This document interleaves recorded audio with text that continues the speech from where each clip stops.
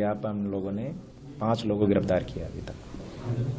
कितने अभी डिटेन किए हैं, क्या और रेड्स वगैरह चल रही हैं सस्पेक्ट्स को पकड़ने के लिए? कंटिन्यूस जो सस्पेक्ट आ रहे हैं, जिनके खिलाफ एविडेंस मिल रहे हैं, उनको गिरफ्तारी करने के लिए टीम लगी हुई है। शीघ्र ही बाकी लोगों को भी हम गिरफ्तार करेंगे।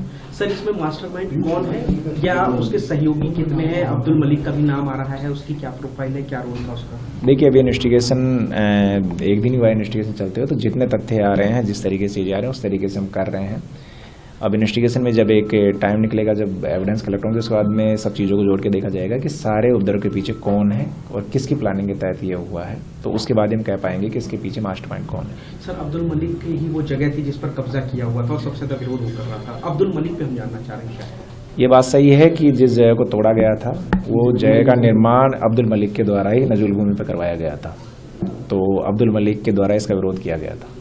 सर, इसमें पेट्रोल बम जिन लोगों ने फेंका, 6 से 7 लड़कों की भी तलाश है, क्या उनको भी चिन्हित कर लिया है? या ऐसे जितने भी लोग जिन्होंने पेट्रोल बम फेंका है या पुलिस पे इलीगल वेपन से फायरिंग की है या पत्थरबाजी की है, हम सब लोग आइडेंटिफाई कर रहे हैं और सबके खिलाफ हम सख्त कार्रवाई करेंगे। क्या इनमें से कोई मेन आदमी पकड़ा गया है जो वीडियो में आया हो फेंकते हुए या गोली चलाते हुए? कुछ लोग हैं हमारे कब्जे में, उनसे हम एविडेंस कलेक्ट कर रहे हैं और उसके हिसाब से हम उनको बाकी चीजों में इन्वेस्टिगेशन शामिल करेंगे। क्या हुआ था कल, कैसे क्या हुआ था? सर, वहाँ पे ऐसा हुआ था 4 बजे करीब ना हम पहुँचे, वहाँ पे 3:30 बजे करीब हम पहुँचने के बाद वहाँ पे पत्थर, हम थोड़ा बहुत हल्ला हुआ, इसके बाद थोड़ा सा आगे को मशीन पड़ी तो पत्थर फेंका वहाँ से। आप क्या काम करते हो? क्या हम निगम में हैं sir.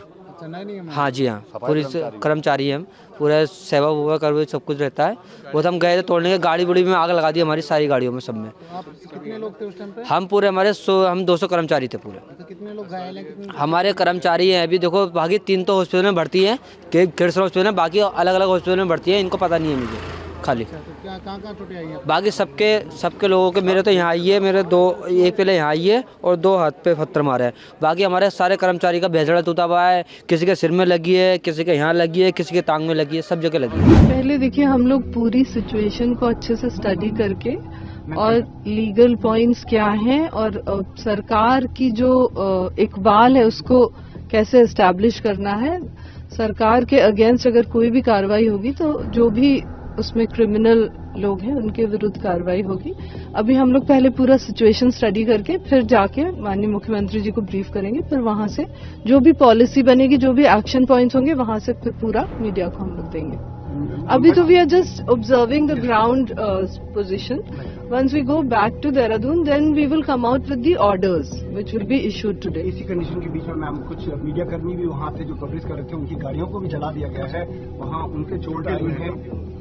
So we would hope कि जल्दी से सब लोग ठीक हो जाएं। जो भी मीडिया कर्मी इसमें घायल हुए हैं उनका प्रॉपर इलाज हो जाए, उनको पूरी चिकित्सा सुविधा। दंगाइयों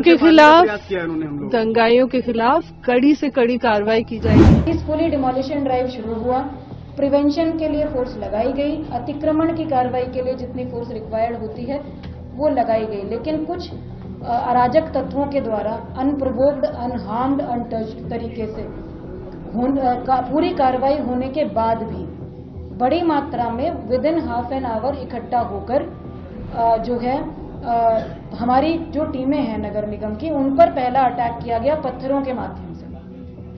पत्थर बरसाने शुरू करे गए चारों तरफ, जो छतें हैं उनके माध्यम से। मैंने आपको 30 तारीख की फुटेज दिखाई, किसी छत पर कोई पत्थर नहीं था। तो जिस दौरान ये सारी विधिक प्रक्रिया चल रही थी, जब हम सुनवाई कर रहे थे, माननीय उच्च न्यायालय सुनवाई कर रहा था, तो छतों पर पत्थर उस दौरान इकट्ठे करे गए।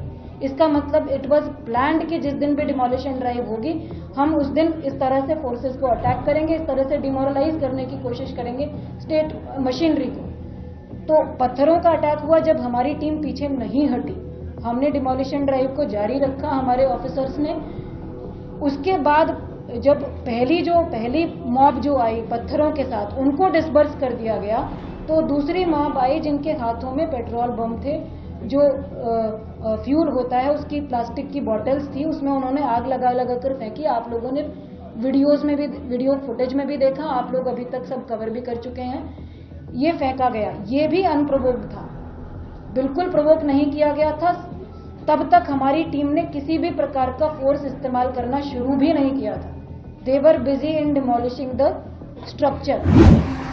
हल्द्वानी की स्थिति को देख मैं बहुत चिंतित हूँ। बहुत दुखी भी हूँ।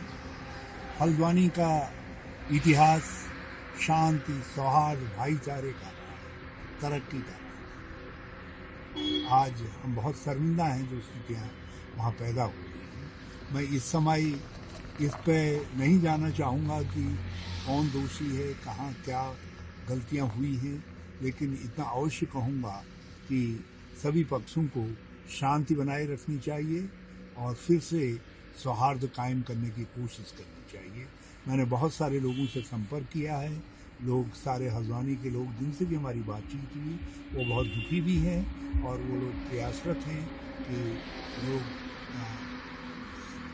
शांत चित्त होकर के व्यवहार करें और दोनों पक्षों को, प्रशासन को भी धैर्य और संयम रखने की आवश्यकता है और दूसरे पक्ष को भी धैर्य और संयम रखने की मैं अपील करूँ।